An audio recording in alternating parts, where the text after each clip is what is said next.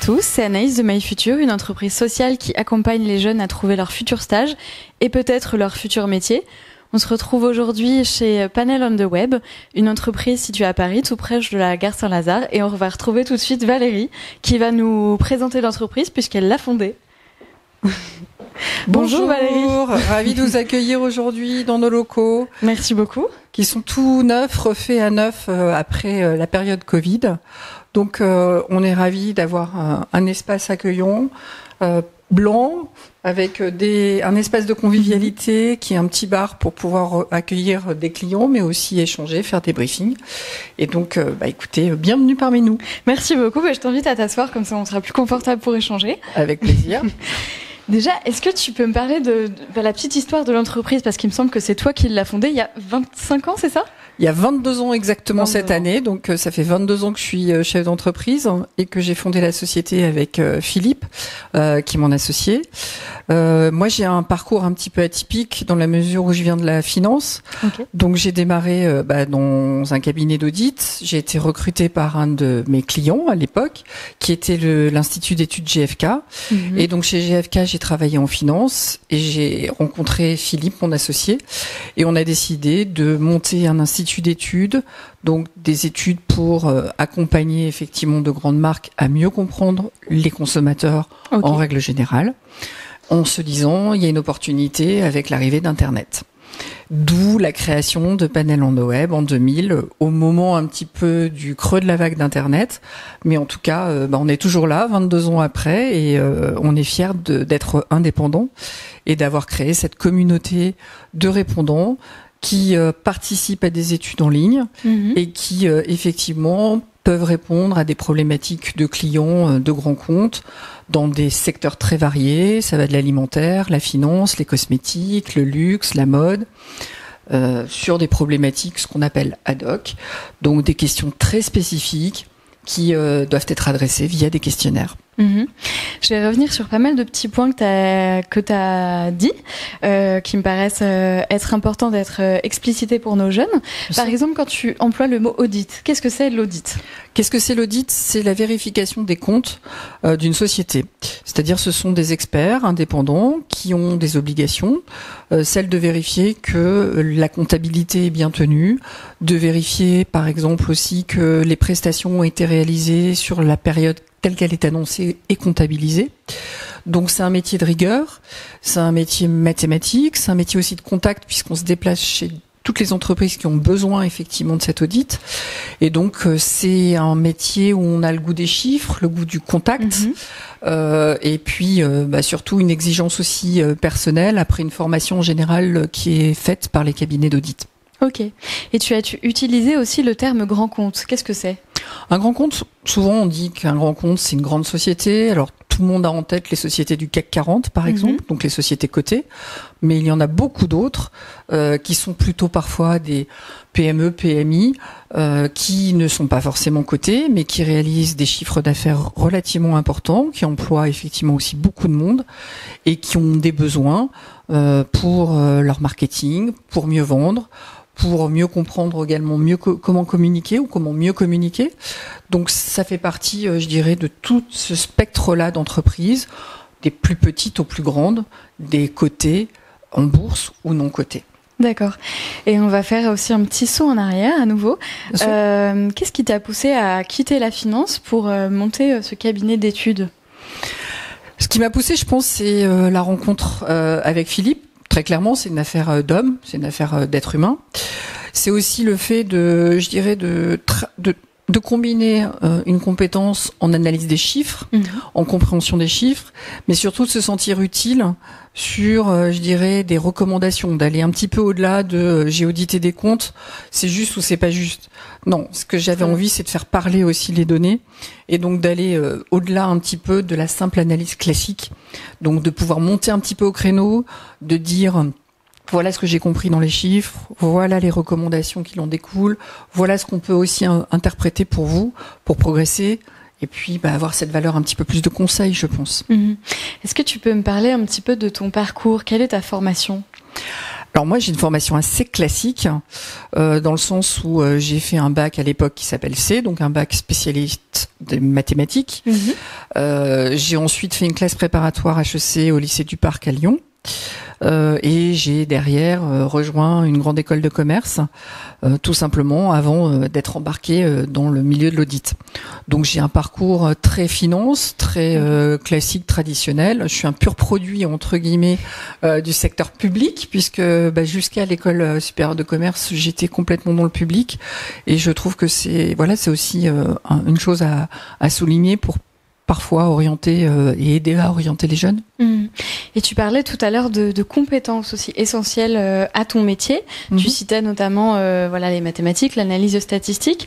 Quel est le bon profil, entre guillemets, d'un jeune qui voudrait faire la même chose que toi aujourd'hui ? Alors, je dirais qu'il y a un premier point qui me paraît super important, c'est la curiosité. Ça, c'est un état d'esprit. On l'a ou on l'a pas. Mais la curiosité, c'est déterminant quand on veut faire des études ou quand on veut faire du conseil. Donc ça veut dire être ouvert à tout ce qui se passe dans le monde. Alors aujourd'hui, il y a beaucoup de moyens de communication, mais il n'y a pas que ça. C'est pas que regarder la télé, c'est voyager, c'est se cultiver, c'est aller dans les musées, c'est regarder aussi tout ce qui s'est passé dans l'histoire, se faire aussi sa propre opinion. Et je pense que cette curiosité-là, c'est déterminant si on veut réussir. Après, en termes de compétences plus, je dirais, académiques, l'anglais, les langues sont indispensables. Okay. Je crois que là, il faut vraiment le dire, mais il y a tous les moyens aujourd'hui pour apprendre l'anglais facilement. Et c'est aussi un moyen, je dirais, de faire de faire face à la concurrence mondiale auquel tous les jeunes vont être confrontés. Aujourd'hui, le marché de l'emploi, il est mondial. Donc, quelqu'un qui n'a pas une compétence pour se vendre en anglais ou dans une autre langue étrangère, eh bien, il part avec un handicap. Je dirais ensuite, et je le vois aujourd'hui, c'est la capacité aussi à résoudre des problèmes. Donc, on dit souvent qu'il faut être bon en maths, mais aujourd'hui, on est confronté à des problèmes au quotidien quand on est chef d'entreprise ou même quand on est sur des études. Donc, travailler la résolution de problèmes, travailler, je dirais, la démarche déductive, travailler les hypothèses sur lesquelles on est confronté pour pouvoir répondre à une problématique, pour moi, c'est déterminant pour réussir. Très bien. Et donc tu disais que l'anglais était essentiel à ton métier, c'est parce que vous travaillez avec pas mal de clients internationaux, si j'ai bien compris. Oui, totalement, ouais. On travaille sur à peu près 35 pays dans le monde, et nos clients sont basés tant en Europe qu'aux US ou en Chine, en Asie. Donc c'est vrai que c'est aussi ce le côté un peu grison de notre métier, c'est que on travaille sur tous les fuseaux horaires. Alors parfois il faut savoir le gérer. -9 avec San Francisco, +6 avec la Chine, +9 avec le Japon, et on est à Paris. Tu connais les fuseaux horaires par cœur, du coup. Je connais les fuseaux horaires par cœur. Je sais aussi que parfois il faut se lever tôt ou se coucher très tard, mais c'est aussi, je dirais, un peu le Graal, c'est de pouvoir avoir la confiance de personnes qui sont aux États-Unis, en Asie, en Chine, à Shanghai, ou même en Europe, qui nous motive tous les matins. Et puis ça, c'est quelque chose aussi qui peut intéresser les jeunes, le fait d'éventuellement voyager. Bien sûr. Est-ce qu'il y a des opportunités à l'étranger, éventuellement, en termes de recrutement ? Alors, des opportunités en termes de recrutement, il y en a forcément. Je dirais qu'il y a 3 pays qui me viennent en tête. Ouais. La Suisse, aujourd'hui, est très très mal équipée ou outillée en termes d'études. Donc c'est vrai que là, pour des personnes qui sont bien formées ou qui ont envie de faire ce process ou ce métier, la Suisse est un formidable tremplin. Je dirais également aussi que des personnes qui sont bien matheuses, ce que je disais tout à l'heure aussi sur la résolution de problèmes, sont des profils très appréciés des États-Unis et du Canada. Okay. Donc là aussi, ceux qui ont cette compétence-là très forte, avec une petite touche managériale, sont vraiment très recherchés au Canada. Et puis, il faut pas oublier que le Canada, c'est quand même le laboratoire d'essai de toutes les marques américaines. Donc là, je lance un peu un appel. C'est facile, je dirais, d'aller au Canada, puisqu'il y a quand même une partie francophone qui est relativement importante. Et c'est toute la partie sur laquelle toutes les marques américaines testent leurs produits, leurs concepts, leurs magasins, etc. Et la troisième zone, c'est l'Asie. Oui. L'Asie, sous réserve d'avoir une bonne culture, je dirais asiatique, donc une bonne capacité à s'adapter localement, tant avec la langue que la nourriture. Pourquoi c'est essentiel ? Pour eux, c'est essentiel parce qu'ils parlent pas très bien anglais. C'est vrai. Voilà. Donc je dirais avec le recul, c'est les 3 zones sur lesquelles les jeunes aujourd'hui qui ont un potentiel en analyse de données ou qui ont envie de faire ce métier de conseil peuvent effectivement bien briller. Ok. Donc diriger une entreprise comme celle-là, aujourd'hui, t'amène à des missions telles que la gestion, j'imagine. Il y a une partie commerciale. Est-ce que pour que ce soit encore plus concret, tu peux me parler de ta journée type ? Qu'est-ce que tu fais dans tes missions au quotidien ? Alors, ce qui est bien dans ce métier, c'est qu'il n'y a pas 2 journées qui se ressemblent. Donc ça, c'est quand même, je dirais aussi, ce qui me fait le plus plaisir au quotidien. Il y a toujours un volet, systématiquement, de discipline personnelle. Ma discipline personnelle, c'est systématiquement de faire de la prospection 2 heures par jour minimum. Donc ça, c'est quoi qu'il arrive. Prospection, est-ce que tu peux expliquer ? La prospection, ça veut dire d'aller chercher des clients par tous les modes possibles. Donc ça peut être des réseaux sociaux, ça peut être du téléphone, ça peut être des rendez-vous, ça peut être des salons, ça peut être le fait effectivement aussi de relancer d'anciens clients. Donc tous les modes possibles de contact que je peux utiliser. Des emailing, des newsletters, des sites web, etc. Après, je dirais qu'il y a toujours une partie gestion administrative qui, en France, est quand même assez chronophage. Donc, il y a mécaniquement 1 heure qui est consacrée à peu près par jour. Et puis, il y a une partie quand même management de l'équipe aussi. Donc, d'être avec eux au quotidien, de vérifier que les sujets avancent, d'échanger avec eux, de les rassurer, de répondre à leurs questions. Voilà, c'est toute cette partie management qui est là. Et puis il y a quand même une dernière partie aussi qui est pas innocente, mais c'est la gestion de la relation client. Donc c'est les réponses aux questions des clients, les réponses aux appels d'offres. Donc un appel d'offres, c'est quand on est sollicité pour un projet et donc on doit y répondre, donc élaborer une proposition. Et puis c'est tout ce qui est présentation des résultats, de nos recommandations à l'issue de l'analyse des études qu'on a pu mener. Donc ça occupe pas mal les journées. On a à peu près 4 grandes parties 4 grands découpages dans la journée. Et j'imagine qu'en 22 ans, vous avez dû mener énormément d'études. Est-ce qu'il y en a une qui t'a particulièrement marqué ou une petite anecdote que tu aurais envie de partager sur une étude ? Oui, il y en a une qui me vient à l'esprit. C'est une étude l'année dernière pour un changement de logo d'une très très belle marque, d'une grande marque que j'apprécie, qui est cliente chez nous depuis des années. Et qui était prête à appuyer sur le bouton. Donc ça veut dire qu'elle était prête à lancer un changement de logo sur l'ensemble de ses packs, sur l'ensemble de ses sacs, sur l'ensemble de ses magasins. Et puis on avait des délais très serrés, donc je me rappelle qu'à 23h, j'ai vu quelque chose dans les chiffres, en tout cas dans ce qu'on appelle les questions ouvertes. Donc ce sont des personnes qui s'expriment spontanément sur Internet, qui répondent à une question. Et on travaillait sur les évocations de ce nouveau logo. Et là, j'avais des connotations sexuelles. Donc je ne comprenais pas parce que c'était sur le marché chinois et le marché japonais. Oui, okay. Donc je ne parle pas la langue. Donc ça revient à ce que je disais tout à l'heure, une bonne culture, un bon ancrage aussi culturel. Et donc j'ai contacté notre représentant sur place en Chine et qui m'a expliqué qu'effectivement le logo tel qu'il était effectivement envisagé avait un caractère sexuel en langue chinoise. Ok. Donc c'est vrai que ça peut paraître anodin. Mais quand on se dit qu'une agence, un client est allé jusqu'au bout d'un process complet de création de logos, qui sont prêts à tout déployer, et que finalement, nous, avec notre étude, pour vérifier qu'on n'avait pas de risque, qu'on pouvait être serein, eh bien, un certain pourcentage de personnes qui évoquent ce genre de choses, ça fait basculer une décision. Donc c'est là aussi où on sent qu'on est utile. Que nos clients nous font confiance pour sortir aussi les bons insights, la vérité, la perception effectivement des consommateurs sur ce qu'on peut leur proposer. Et c'est pas le logo qui a été choisi finalement, j'imagine. Non, il n'est pas sorti. Ok, donc on ne verra jamais ce logo. Non, vous ne le verrez jamais. Et dernière petite question pour finir, qu'est-ce que t'aimes le plus aujourd'hui dans ton métier et est-ce que tu te vois le faire toute ta vie ? Alors toute ma vie, Peut-être pas, parce que je pense qu'un jour on aura tous envie, même si aujourd'hui c'est la journée des réformes des retraites, enfin je dirais. Donc, je pense qu'on a tous besoin à un moment aussi de s'arrêter et de profiter un petit peu de sa fin de vie. Moi, ce que j'aime le plus, c'est le contact client et c'est effectivement les présentations, des recommandations ou des préconisations qu'on peut faire. Parce que je trouve que c'est l'aboutissement de tout le travail de l'équipe, et puis parce que on répond à une problématique d'un client. Et pour moi, c'est véritablement, je dirais, pas le Graal, mais c'est une très grande satisfaction personnelle. Ok. Très bien. Voilà. Merci beaucoup Valérie pour cet échange très riche. Merci. Et puis je crois qu'on va tout de suite rejoindre Philippe qui va nous parler d'un autre aspect. Un autre aspect de notre métier. Ok, je te suis. Merci. C'est un petit peu plus haut. Bonjour Philippe. Bonjour.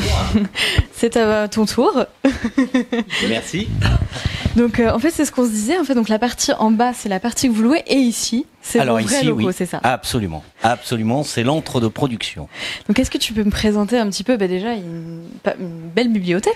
Oui. Alors, on est sur un métier de service, on est sur un métier de la prestation de service.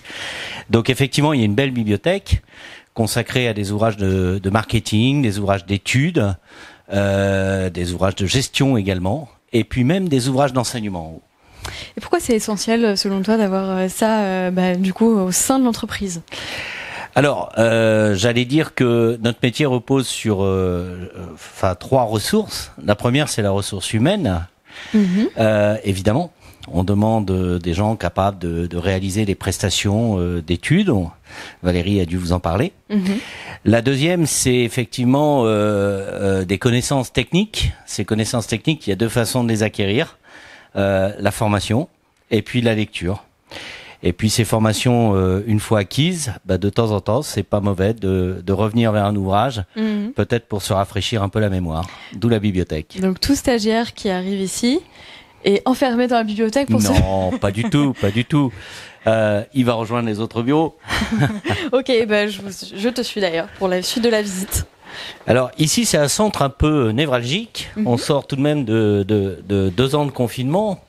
Donc une partie des prestations se sont faites à distance, dans la relation client.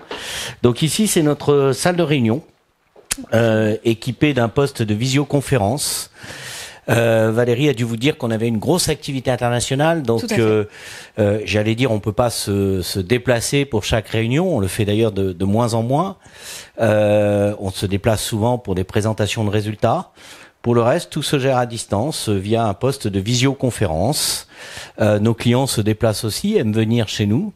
Donc c'est la salle de réunion pour les accueillir. Vos clients étrangers, donc du monde entier, viennent ici? Oui, alors plutôt effectivement des clients français qui se déplacent.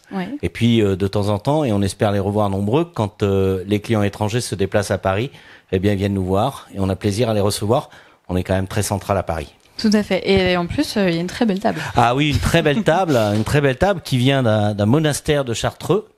On l'a égayée avec des sièges un tout petit peu plus modernes.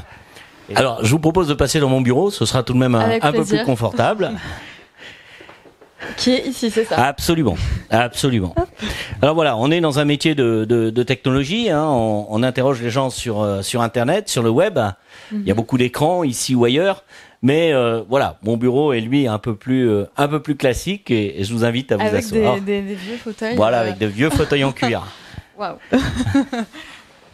Ok. Et du coup, je vais t'inviter à ton tour à te présenter, à me parler de ton poste et de ton métier. D'accord. Alors moi, j'ai une formation au départ donc HEC, grandes écoles de commerce. J'ai une première expérience dans l'industrie. J'ai travaillé pour Schneider Electric. Et puis ensuite, je me suis orienté vers l'activité de service chez GFK, qui est une société donc d'études et d'études marketing.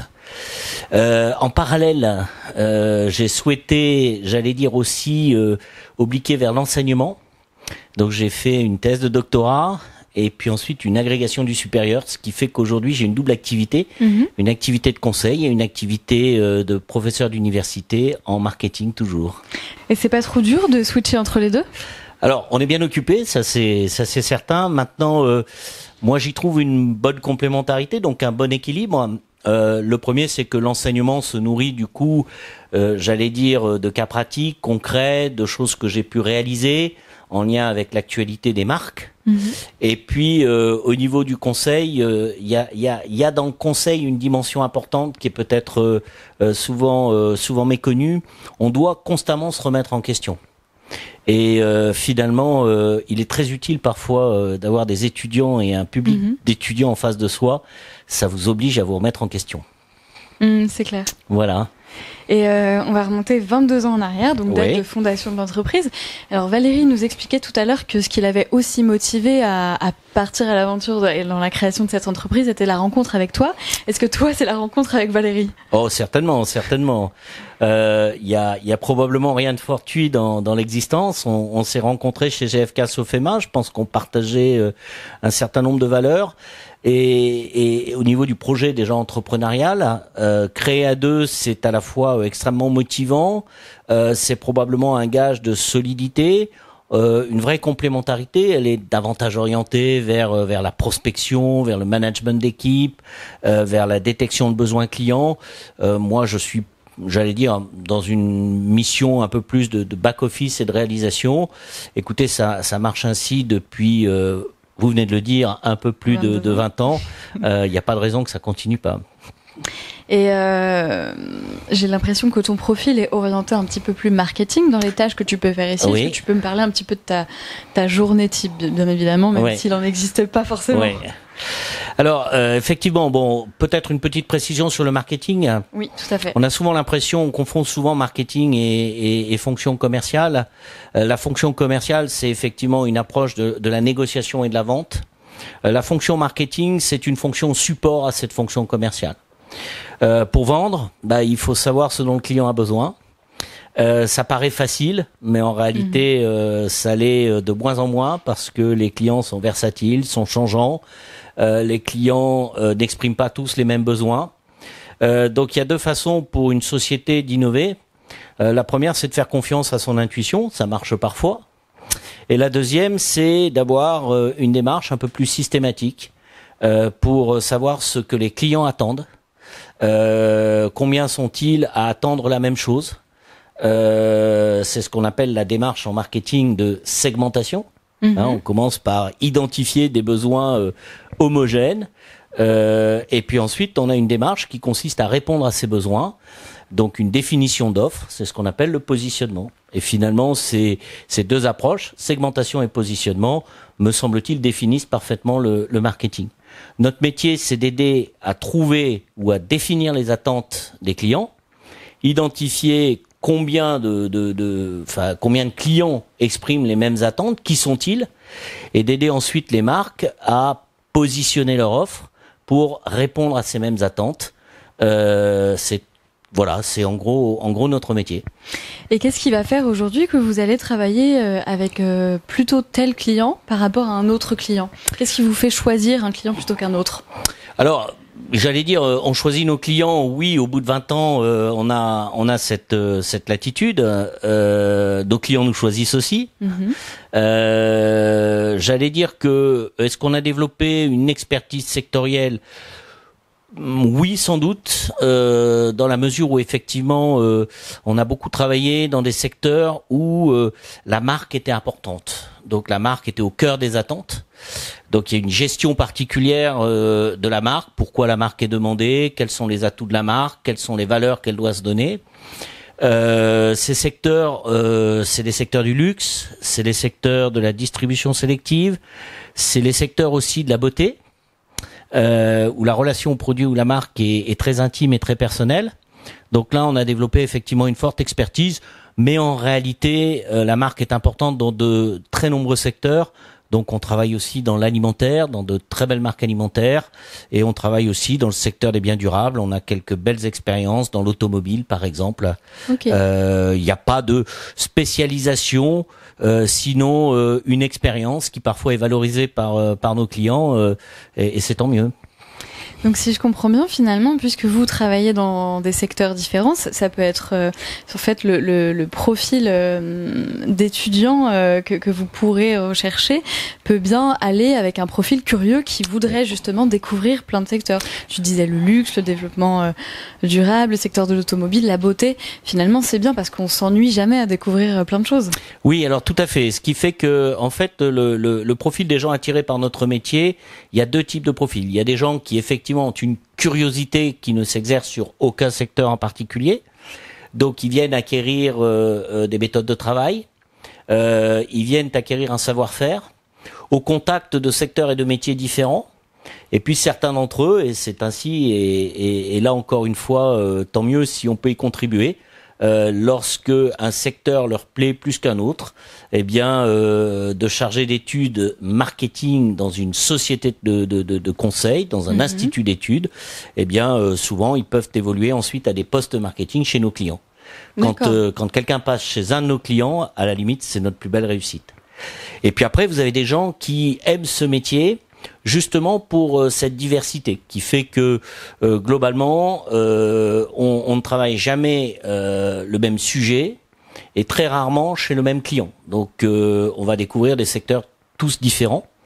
Certains aiment cette façon de travailler et donc effectivement ils deviennent progressivement assistants chargés d'études junior, puis senior, puis directeur de clientèle, directeur de recherche. Et puis parfois après, ils partent fonder leur propre entreprise.